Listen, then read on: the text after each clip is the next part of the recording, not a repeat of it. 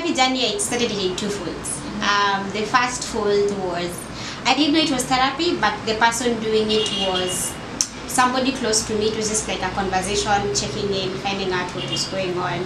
But because the nature of our relationship changed, she couldn't be able to offer the same therapy sessions she was offering to me, so I had to look for somebody else. Getting a therapist in this Nairobi is crazy, but I was able to finally find one. Kudos to you, Joanne. So I officially started therapy with Joanne in 2021. Get to learn a few truths about myself, things that you've been ignoring or you don't want to come to terms with. So therapy has enabled me to sit with my feelings, however uncomfortable it is. So sit with my feelings, name the feelings that I have, because that way it helps me to figure out how then do I get out of this space that I'm in, if I'm able to name the feeling. So there's naming the feeling, there is the issue of the importance of boundaries. The boundaries that you communicate to other people and the boundaries that are specifically for yourself. She calls them your personal boundaries, which you don't necessarily have to communicate to other people because they are for you, like they're specifically for you to protect you. But then if they're boundaries for other people, then you need to tell them. And there's something she says, unless it's communicated, it's not a boundary. So those are the three things that have really stood out for me so far. And processing trauma, which I didn't realize I have so much trauma to process. So I've been able to process my traumas. I've been able to just be able to work on the different relationships that I have. That is the work relationships, my friendships, my family, my entanglements, if any, situationships. Just realizing what I am comfortable with and what I am not comfortable with, and getting to that space where if I'm not comfortable with something, I'll just be like, no. Especially boundaries with family. That has been the biggest struggle because of black tax. Putting a boundary of this month, I'm just giving you this much, that's it. And next month, I'm not giving you any, and not feeling bad for having to say that, so I don't suffer at the expense of another person. So that has been a major progress. The other progress nowadays, I don't go for therapy every week. I don't go for therapy every week, it's twice a month now. Sure. So that shows that there's a little bit of progress. I think therapy is important, and my perspective of therapy has changed over the years. I think there's such a view of therapy as something that only people who are really struggling with mental health go to, or there's so much stigma surrounding mental health and therapy, and I think it's better for us to just share because everybody needs therapy. My first idea about mental health, because I come from a community where our town has a very big mental health facility, Mathare, was that mental health is Wenda Wazimu, and I'm putting that in quotes, because that's a very detrimental way of just viewing what mental health is about. Yes, there's mental illnesses, there's mental health conditions, there's like just normal struggles with your mental health and everything.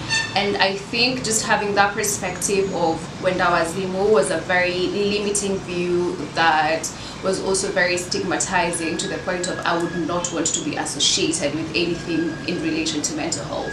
But challenging that, getting experience, reading, working with people has been a shift in such a way that I'm able to understand now the different aspects of mental health, to respect that, to amplify that, and to destigmatize what mental health is all about. If you're depressed, this is what you do.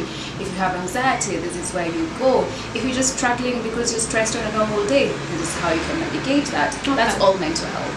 A therapist who is the right fit for you. I think most people have who get a bad experience with the first therapist they go to end up terming therapy as bad based on one experience. So look for a therapist who is good for you. Have a checklist, ask them about what their beliefs are, ask them about why they do therapy, ask them if they're certified, ask them who has certified them, how has the experience been, who do they work with, ask all of these questions and do not be afraid.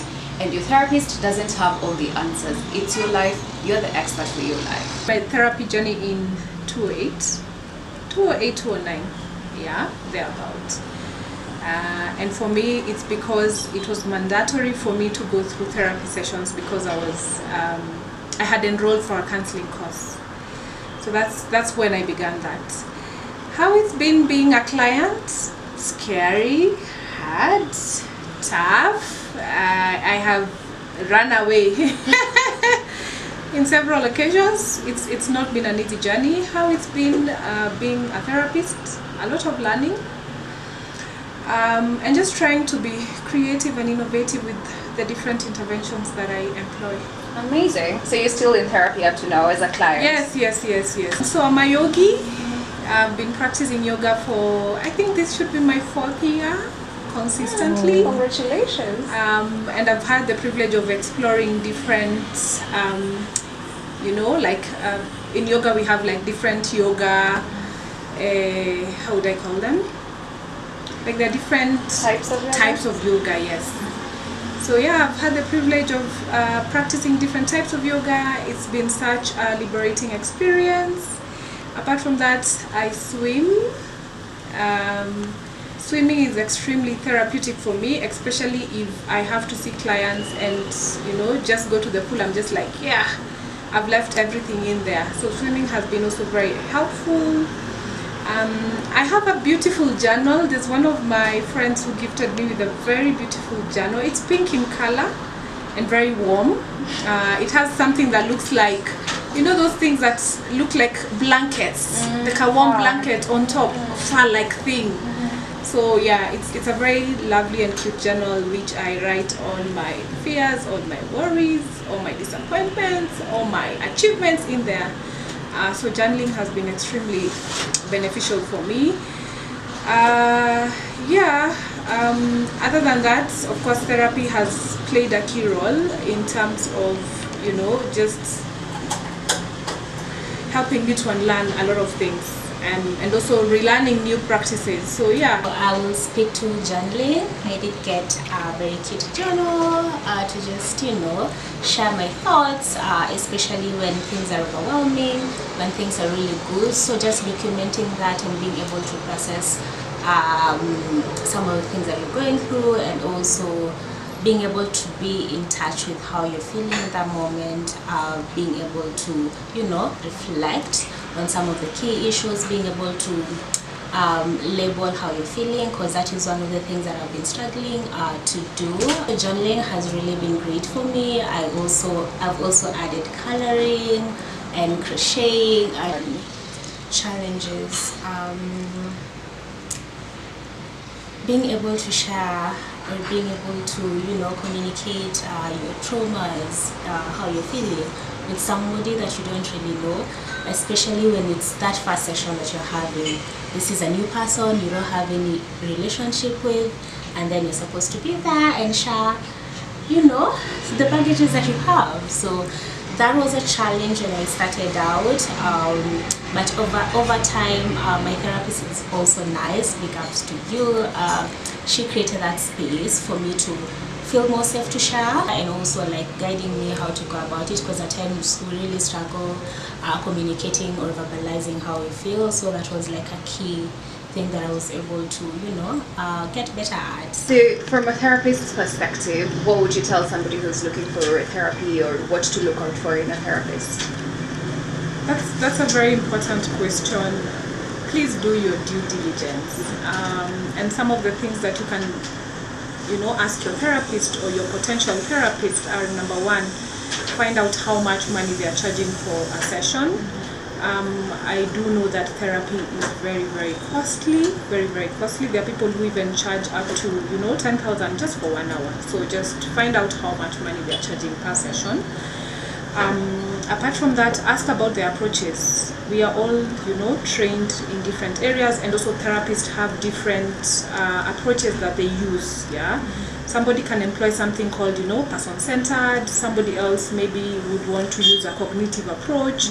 So it's important for you to just understand the different approaches that your therapist is using. It's also critical for us to know their qualifications. We are in an era where everybody, quote unquote, calls themselves a counselor. You go for a 2-day workshop, I am a certified counselor, I am a certified therapist, yeah. So it's really critical for us to ask people what are your qualifications. Do you have, for example, a bachelor's? Do you have a master's? Do you have a PhD? Because ideally people are not supposed to practice if they don't have certain credentials. There are levels of practice, and if you don't have certain credentials, you're not allowed to practice. We also registered counseling bodies in the country, so ask them, are you registered with any body, such that in case something happens, then you can be able to go hold somebody accountable to that. That's really key. Having studied in a Christian university, I met therapists who, for them, they only wanted to employ such spirituality in their practice and approaches. So these are things that we definitely need to ask and talk about, because if, quote unquote, you're a person who's open-minded, or certain issues are presented to you and values become an hindrance to that process, then that becomes very problematic. Ethics mandate us that we need to be, we are not value free, but then we need to put our values in check. It's really important for us to ask our therapists those difficult questions, especially if there are certain issues that are, quote unquote, considered controversial that you need to unpack in a therapy session. It might be important for you to get to hear if those the therapist values can hinder your therapeutic process. Also key for us to, understand if they have specialized in certain areas. I've specialized in child and adolescent therapy. My major is in marriage and family therapy, so I'm able to address mental health issues from looking at the family, as from a holistic approach. So it's important for you to know, is somebody a counseling psychologist? Have they trained in marriage and family therapy? Do they have credentials maybe in child and adolescent therapy? Is it addiction counseling? Is it trauma therapy? Those are good things to look out for. One of the things that I'm also very intentional about is ensuring that at least a therapist has a trauma-informed lens, because right now we are moving from the point of asking people what is wrong with you to what happened to you.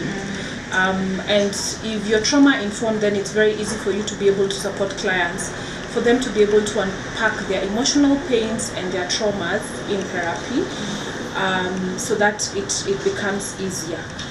I keep telling my clients, because I've been supporting adolescents and children, that I do not have my therapy sessions in enclosed rooms. We play games a lot of the times, and we do a lot of outdoor activities. We take a walk in a hall.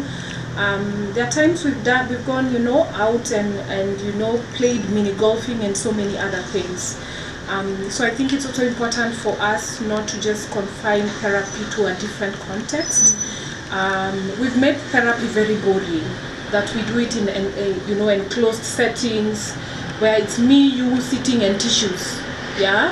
So you come there, you just find chairs, it is time for tears. Yeah. So I've tried as much as possible to make my therapy process very creative, very innovative, and responsive to the needs of my clients, but ensuring that I maintain boundaries and ethics are observed, which is very possible and it's very workable.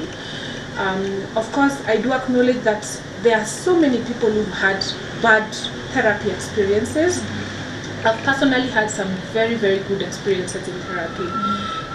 And I feel like where maybe we might go wrong is with the issue of due diligence. So just understanding certain things and certain basics. Again, therapy is not a space where your problems are being solved. There are moments when I just go for therapy to share a beautiful memory. Yeah, like I remember, I think the last therapy session, I was sharing a lot of my aha moments, and I just told my therapist, today you're not speaking, you're not speaking, I'm just here to share some very nice things that I've experienced. So therapy is not just a space for sadness, it's not a space where you just come to cry all the time. This is also a space where you can share your achievements and your joys. And you can also, you take charge and power of the session. I always take charge and power of all my sessions, and I tell my therapist, this is what I want to talk about today. This is what I want to unpack. I know you've picked out this theme, but that's not what I want to focus on. I would love to focus on this because I feel like it's really a major issue for me at the moment. Have cool therapists. I hope for anybody who's had, you know, a bad experience with a therapist, I hope that you can be able to find you know, just a good therapist where you can be able to again continue with this journey, because this journey is never ending. It doesn't stop. I've been doing it for so many years. I keep doing it because healing is not a one-off activity. It's a process, and it just doesn't happen because with trauma the brain is affected, and that affects the well-being of an individual in so many other different aspects. So yeah, we can enjoy therapy. For me, I enjoy my therapy sessions. I actually look forward to my therapy sessions for some reason, and I'm the one who calls my therapist to tell them that I actually want to meet you. We need to talk. So I've made my therapy sessions a space to, you know, a space for me to, number one, take back my power, a space for me to learn new skills, new techniques, new tools that can support me in my healing journey, and a space for me to also share my joys and share some of the things that I might not be comfortable sharing out here. So it's been a very empowering experience for me, just encouraging people who do not know where to start, where to begin from. For me, it's my course that forced me to join therapy. So I did not have an option. Like, it's not somebody who recommended you know, we go for therapy. I was studying counseling, so it was mandatory for me to go for therapy session before I graduated. So that's how I understood how important it is. Yeah, and you know, if you're mandated to undertake, like for example, if you're doing a BA course and you have to do 10, when you're doing a master's course you have to do 15, when you're doing, you know, a higher diploma you must do 10. By the time you're getting into those spaces, it means you've really taken so much time to do a lot of personal work, and you really understand your journey, and you know that this process is beneficial for you, and it's for you, it's not for any other person. So for me, I take therapy very, very seriously, and I'm hoping that people can be able to experience the beautiful things that I've experienced in therapy.